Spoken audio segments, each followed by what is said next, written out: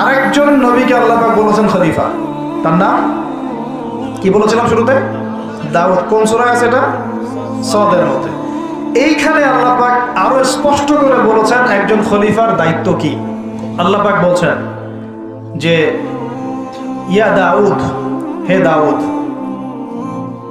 ইন্না জাআলনাকা খলিফাতান ফিল আরদ, আমি আল্লাহ তোমাকে পৃথিবীতে আমার খলিফা করেছি। সুবহানাল্লাহ।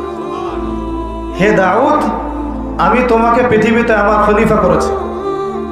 এখান থেকে বলতে গিয়ে আপনাকে বলছিলাম যে দাউদ আলাইহিস সালাম এই জেরুজালেম থেকে 40 বছর বিশ্ব শাসন করেছিলেন। কত বছর?